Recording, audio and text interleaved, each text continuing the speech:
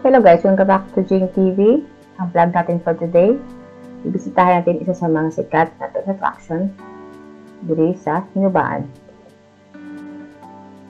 So welcome guys sa Hinubaan, Negros Occidental. Tutur lang kayo namin sa ilang part ng Hinubaan. At nagkataon guys na meron kami family reunion dito, nagaganapin.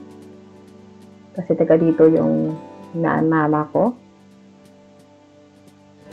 Ibisitahin po natin ang isa sa masikat, tinatawag nila na Ubong Paradise Beach and Campsite. Tara, samahan niyo po kami. If galing ka na Bacolod at gusto pumunta dito, sakay ng series guys. Siguro mga 5 hours o 6 hours yung biyahe. Depende kung naka-private car ka or naka-bus ka guys. So, kung gusto mo ma-accommodate ka, kontakin nyo yung management ng resort para sa booking at ma-assess ka ng tourist guide nila guys. Familiar na kami sa place guys since childhood pa kami. Alam na namin yung place na to. Saka lagi kami dito dati. So, marami ng pagbabago guys. So, sumakay lang kami ng tricycle papunta dito. Napatid lang kami sa family friends din ng pamilya. So, hindi kami na-inform. Mag-hiking pala kami guys. See the view. Hiking. Ayaw pa lagat ka. Ako ano kayo pinakalawin. Ay tama ka, hindi kasaka sa sikod ng babaw. Hindi ka kasaka kayo eh. Kiwi-kiwi na lang ligid sa inyo daw. Kasaso na. No, flat to kayo mga. Sa ilang. Oo, kasaso na. Ganay ko pa si malupok ba? Matabog mo sa likod. Kasaso na ganang niligid. Naisang po sa inyo.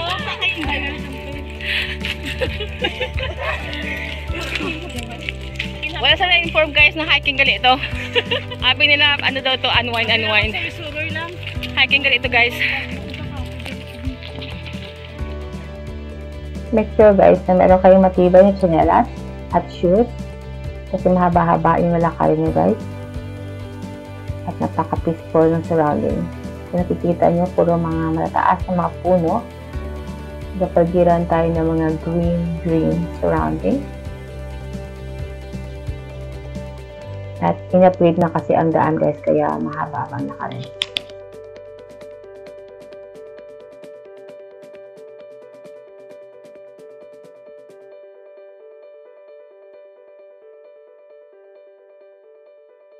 Ano Beach of surfing adventure dito.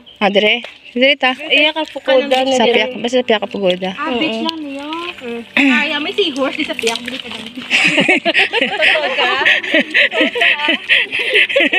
Ikaw gini ka tungkol pa. May seahorse. Di ba seahorse? Pero may seahorse. Caving and trekking adventure. Not sure. Hindi na mo takalat kahit may trekking rat. Oh. So, alam mo ba bali nakaraon tanga tatlaran. Rat. Talbot. Kasi makig na ano na sa gadalan no. Nabuhay ka na di boto. Mabuhay ano. Ay kasi kita nyo amo na mga katugar na amo na tanan. Ang tanan. Kung kagubata amo na tanan. May-ari na naman sa among pamilya. At ito amo na ng pamilya guys so. Amo na ng pamilya tanan.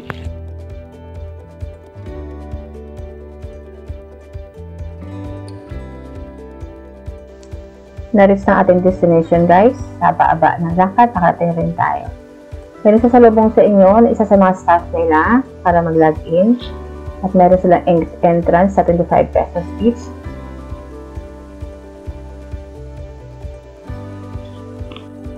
Marami silang ino-offer ng mga activity guys. Pag-communicate lang kayo sa staff nila. And then, mayroong historical cave over there saka dito sa side. Kaso ang problema dumating kami na high tide guys. Dahil for safety purposes, hindi kami pumasok dahil kasama yung mga bata. Then hindi kami allowed, hindi namin ina-allowed yung mga bata pumasok doon. For safety purposes lang guys. Lumikot-ikot kami sa paligiran. Malaki na pinagbabago since before. A long time ago. So, malaki na pinagbago na place, guys. Super na-miss lang ako sa malaking pinagbago. Naka-peaceful na yung vibe, super tahimik. Kung gusto niyo ng peaceful na vibes, medyo malayo sa city, bisitahan yung place nila guys. Kasi super tahimik. O naghanap kayo ng mga overnight stay, pwede kayo mag-stay, just as a staff lang. Kung trip nyo mag-camping, at iba activities, just as lang yung staff nila. Kasi meron sa mga offer ng mga activities guys. Kuntuan ko lang kayo guys ng konting trivia lang. Dati, very open place to. Hindi pa siya naka-private. So, allowed na mga tao pumunta dito. May pumasok sa mga cave. Mayroong 3 cave dito.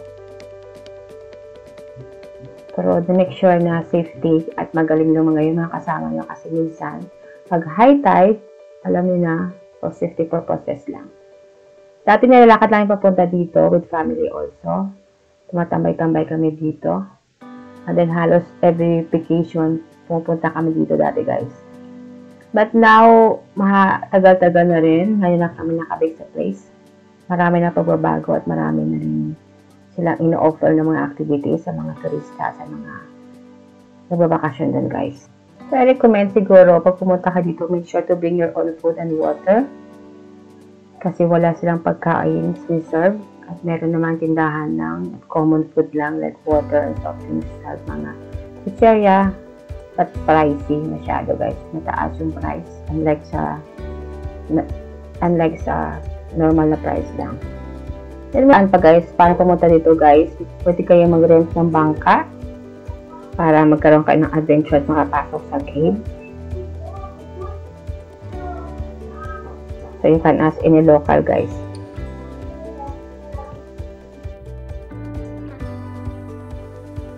So after may mga unwind, at nag-enjoy doon ng mga bata na nag-swimming sila. Back to walking naman tayo guys ng ilang minutes naman. Kasi darating na yung service namin ng tricycle.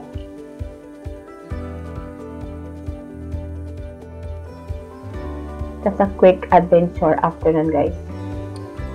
May trekking na, may swimming na. May banding na. Kaya nakikita yung view sa kapaligiran, maganda yung view. Overlooking yung view.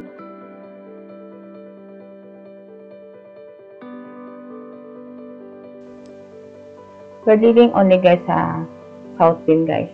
Kaya kabisado na namin yung place guys. Anyway, salamat sa papanood.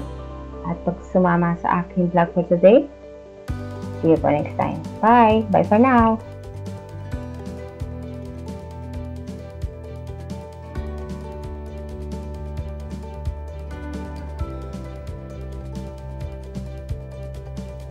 Hello, isa ilalim na lang. Hello, ito. Oh, yun ah. Grabe nga lakad.